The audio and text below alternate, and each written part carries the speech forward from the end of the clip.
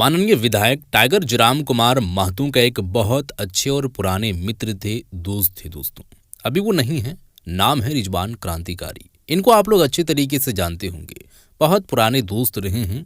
और मैं आपको बताना चाहूँगा कि जब नॉमिनेशन के दिन था, जब अपने पार्टी को गठन के सर्टिफिकेट मिल चुका था, जेएलकेएम पार्टी के केंद्र अध्यक्ष मैं आपको बताऊं तो टाइगर जयराम कुमार महतो वो अकेला भी है दोस्तों। लेकिन उनके साथ में कोई था, रिजवान क्रांतिकारी था। लेकिन उनको क्या हुआ, क्या मसला पेश आया जो उनको अलविदा कह के और उनके यहाँ से निकल करके वो जेएमएम में चले गए दोस्तों। और जेएमएम में जाने के बाद एक से खुलासा उनकी जानिब से किए गए, एक से खुलासा टाइगर जयराम कुमार महतो जी के जानिब से भी किए गए हैं। तो तमाम तरीके की आलोचनाएं एक दूसरे के ऊपर में लगते हुए दिखाई दे रहा था। इस बीच में आप लोगों को दोस्तों वही पुराने मित्र पुराने दोस्त का इंटरव्यू में आपको दिखाने वाला हूँ, सुनाने वाला हूँ कि इनका क्या है कहना दोस्तों। रिजवान क्रांतिकारी का वीडियो मैं आपको दिखाने वाला हूँ इंटरव्यू का, जिसे आप देखेंगे तो बाखूबी आप उस चीज़ को अच्छे तरीके से जान पाएंगे। तो बिना किसी देरी किए हुए आप लोगों के सामने ये वीडियो है। वीडियो को आप देखें, उसके बाद आगे हम बात करेंगे। देखें वीडियो को। आज के माओ के ऊपर उन्होंने उंगली उठाने का कार्य किया है। उंगली इस प्रकार उठाया है कि माओ को ये समझ नहीं है कि वो राशि को कहाँ खर्च करेंगे, कहाँ नहीं करेंगे। वो तो साफ साफ कह दिया। वो तो कह रहे हैं कि पुचका में चाउमीन में खर्च। वो हमेशा से ऐसे ही है, उनका नेचर एकदम एग्रेशन वाला ही है, या अभी कुछ बदलाव आया है? नहीं, वैसा ही है, तभी तो सारे लोगों ने छोड़ दिया भाई। जो जयराम के नेचर की बात हो रही है, उनके एग्रेशन की बात हो रही है, क्या यही कारण रहा कि चुनाव से पहले उनके बहुत सारे साथी जो हैं पार्टी को छोड़े, उनसे अलग हुए? बिल्कुल, ये रवैया उनका इख्तियार शुरू से था। चूंकि मैंने देखा है करीब से कि वो किसी का सुनता नहीं था। लोकतंत्र के चौथे स्तंभ का सम्मान करना होगा विधायकों को। लोकतंत्र के चौथे स्तंभ को आपको मानना पड़ेगा, समझना होगा, इसलिए कि ये देश का चौथा स्तंभ है। और पत्रकार को आपने गलत रूप से व्यवहार किया है, मुझे लगता है कि माफी मांगनी चाहिए जयराम जी। इन पत्रकार तो छोड़िए, ये सदन में विधानसभा अध्यक्ष को भी उंगली दिखाकर बात किया है। ये बड़ा निंदनीय विषय है, घोर निंदा। मैं इसकी जितनी निंदा करूं कम है। सदन की एक गरिमा होती है पत्रकार महोदय, सदन का एक अपना उसकी गरिमा होती है। वो मंदिर है, संवैधानिक पद पर हो। कहते हैं कि नशा जैसा भी हो उतर जाता है और घमंड जैसा भी हो ढह जाता है। ये कार्य को ना करे। मैं तो कहूँगा कि भाई विधायक हो तो अच्छे काम करो और चंदा के पैसे से जलपान करो। एक तरफ झारखंड भर में मैया सम्मान योजना की चर्चा हो रही है, लेकिन जो विशेष सत्र चल रहा था 9 दिसंबर से 12 दिसंबर तक, इसी बीच एक नए नवेले विधायक जो इस बार चुन करके आए हैं, जयराम महतो, उन्होंने कल सदन में एक बात रखी अपनी। उन्होंने कहा कि जो मैया सम्मान योजना की राशि महिलाओं को मिल रही है, दरअसल वो महिलाओं को आलसी बना रही है।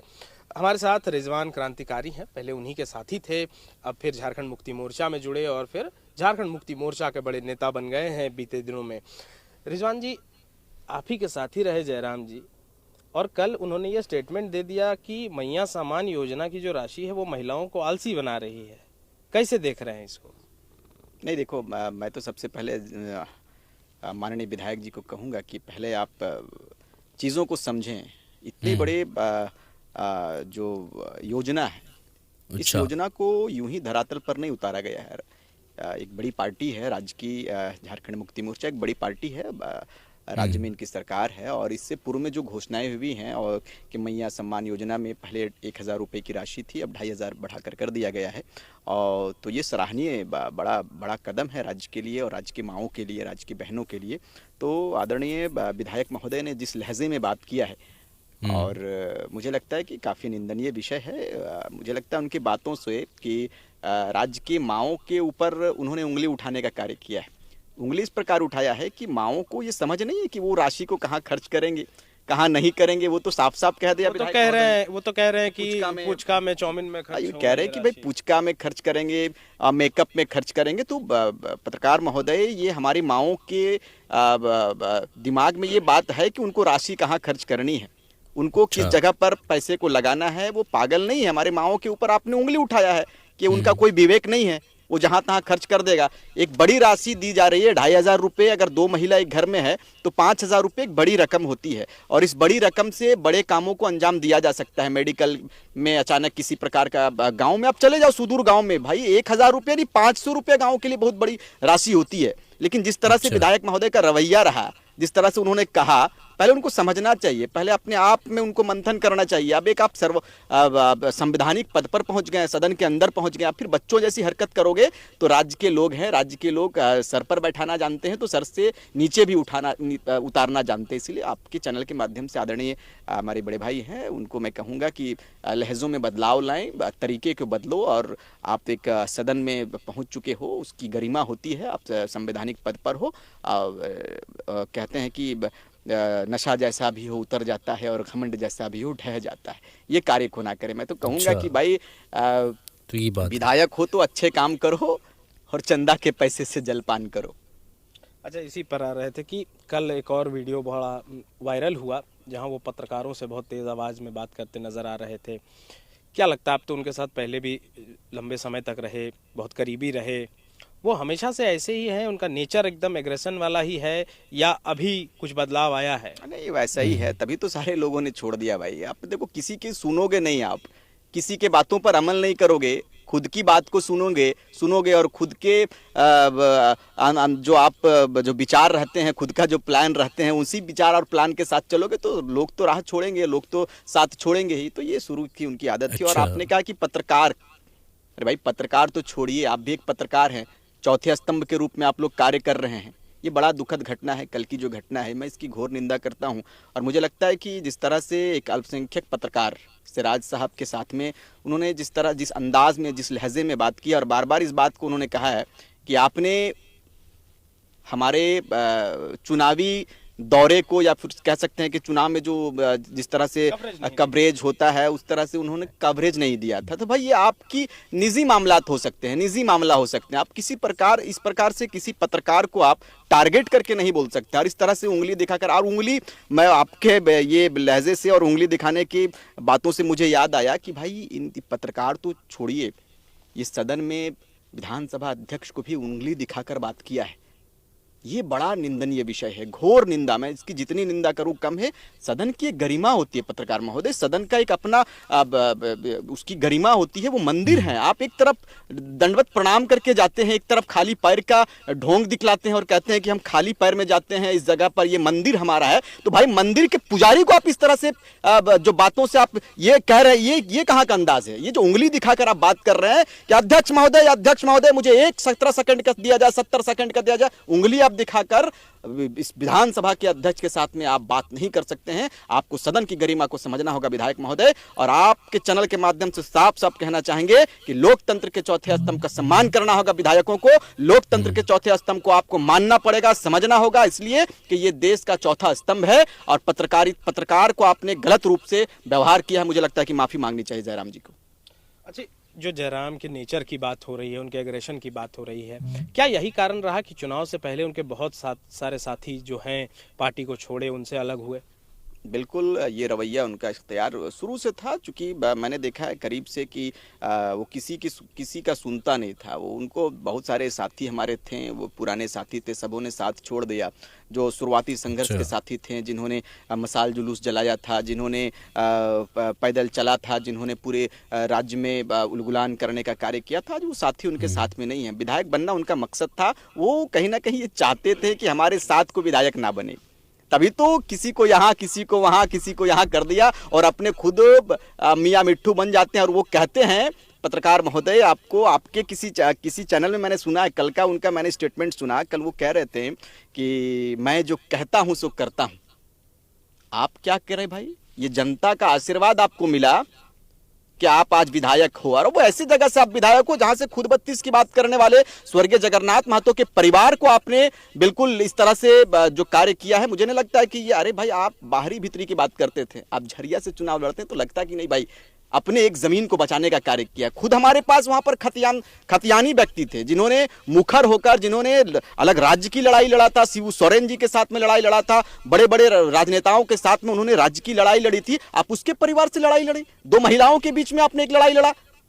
ये अच्छा। बड़ा चिंता का विषय है। वो जिस प्रकार की बातें करता है, जिस तरह से और ये एक तरह से धमकी भी देते हैं उनके लोग। अभी तो मैं तो देख रहा था वो सिराज साहब का जो कल से वायरल हो रहा है, मैंने देखा कि उनके कुछ लड़के सोशल मीडिया में लिख रहे हैं कि आपके मिलियंस फॉलोवर्स को हम घटा देंगे। भाई धमकी आप मत दो, किसी पत्रकार को आप धमकी दे रहे हो और आप तब तो ये गुंडा राज स्थापित करना चाहते हो। और आप माओ के सम्मान में जो राष्ट्रीय आदरणीय मुख्यमंत्री महोदय के द्वारा जो और पूरे संगठन पूरे पार्टी के द्वारा जो योजना गांव-गांव तक पहुंचाया जा रहा है, आप इस योजना की निंदा कर रहे हैं। आप इस योजना को कह रहे हैं कि भाई पुचका और ये बेतुकी बातें हैं। मैं कहूंगा आदरणीय मुख्यमंत्री विधायक महोदय से कि भाई जयराम भाई, आप एक पढ़े लिखे व्यक्ति हो और आप इस तरह से यदि बात करोगे तो आने वाला जो पीढ़ी है, आने वाला जो नौजवानों का भविष्य है, मुझे लगता है कि सीख सीख पड़ोसिया सीख, ना सीख तो घारे सीख। आपके साथ में यदि लड़के रहते हैं, आपके साथ में वो तमाम युवा चलते हैं जो आज एक पढ़े लिखे युवा कहलाते हैं और उन युवाओं की दिशा को आप दिग्भ्रमित करने का तैयारी कर रहे हैं। आप तो खुद विधायक बन गए और लोगों की नैया को आपने डुबो दिया और किसी भी लड़के को आपने विधायक बनाने का काम नहीं किया है। लेकिन एक चीज में अंत में सिर्फ इस बात को कहेंगे कि ज्यादा दिन तक आपका ये जो नौटंकी है, ज्यादा दिन तक जो आपने ढोंग मचा कर रखा है, ये नहीं चलेगा। कल देखा मैंने पत्रकारों से कह रहा है और कोई सवाल है क्या, और कोई सवाल है क्या। अरे भाई जब आपको क्लियर कर दिया कि अब कोई सवाल नहीं है तो खुद जहां वो ज्यादा पत्रकार जहां देखते हैं वहां वो ज्यादा अपना छलांग लगाने का कार्य करते हैं। वो चाहते हैं कि हम किस तरह से माहौल में बने रहें, किस तरह से हम लोगों के निगाहों में बसे रहें, बने रहें। लेकिन आपके चैनल के माध्यम से बता देना चाहते हैं कि आदरणीय मुख्यमंत्री महोदय श्रीमान हेमंत सोरेन जी की अगुवाई में सशक्त झारखंड की परिकल्पना हम लोगों ने किया है। और इससे पूर्व में आदरणीय दिसोम गुरु, चाहे फिर बिरसा के काल को आप पढ़ोगे, विनोद बिहारी महतो के काल को पढ़ोगे, उन तमाम वीर सपूतों ने जिस सपने को देखा था, आदरणीय मुख्यमंत्री महोदय के अगुवाई में, कल्पना सोरेन की अगुवाई में इस राज्य को सशक्त किया जाएगा, इस राज्य को मजबूत किया जाएगा और नौजवानों के हाथों को मजबूत किया जाएगा। एक विधायक से कुछ नहीं होता है। एक विधायक विचारधारा यदि सही रहेगी, विचार सही देंगे या सदन में अपनी बातों को बेहतर रूप से रखेंगे, सही बातों को रखेंगे तो आपकी बातों को सुना जाएगा और उंगली दिखाकर यदि बात करेंगे तो आपको नजरअंदाज। वीडियो आप लोग देख चुके हैं दोस्तों। पुराने इनके मित्र हैं, पुराने इनके मित्र थे, हैं नहीं थे, रिजवान क्रांतिकारी। तो देखिए दोस्तों, आम तौर पर यही होता है। देखिए आप राजनीतिक में जाएंगे, राजनीतिक खेल खेलेंगे तो यहाँ पर कब कौन किस तरह से और किस वजह से पलटू राम बन जाते हैं, पलट जाते हैं, आप नहीं कह सकते। मैं इनको नहीं कह रहा हूँ, इनको टारगेट बिल्कुल भी नहीं कर रहा हूँ, लेकिन अमूमन तौर पर देखा जाए तो पॉलिटिक्स में ये चलता है और बहुत ऊंचे लेवल पर चलता है कि एक पार्टी अभी यहाँ पर है और दूसरे पार्टी को वो टारगेट करके बोल रहे हैं, उनके अंदर से खामियां निकाल रहे हैं। लेकिन कोई ऐसा टाइम आता है जो उन्हीं के साथ में वो चला जाता है, तो ये होते रहता है। अब इनके पुराने मित्र, पुराने दोस्त रिजवान क्रांतिकारी माननीय विधायक जी टाइगर जयराम कुमार महतो के बारे में क्या कुछ बोले हैं, एग्रेशन मोड वाला, और पत्रकारों के साथ में जो इनका ऐसा व्यवहार रहा है सिराज जी के बारे में, और फिर किस तरीके से सदन के अंदर में जो उंगली दिखाकर बात किए हैं या यूँ के हैं तो सदन के अंदर में अध्यक्ष महोदय को भी उंगली दिखाकर बात किए हैं, तो ये अच्छी बात नहीं है, ऐसा नहीं होना चाहिए। तो एक दूसरे के ऊपर में आलोचनाएं लगते रहते हैं और गंभीर आरोप लगाने की कोशिश करते हैं, कोई कभी वो, तो एक दूसरे में ये चलता रहता है। ये कॉमन है दोस्तों, इसको माइंड नहीं करना है, आपको देखना है आप किस नज़रिए से किनको देख रहे हैं, ज़रूर बताएं, इस वीडियो को शेयर कर दें। मिलते हैं एक और नए वीडियो के साथ, तब तक के लिए खुदा हाफिज़।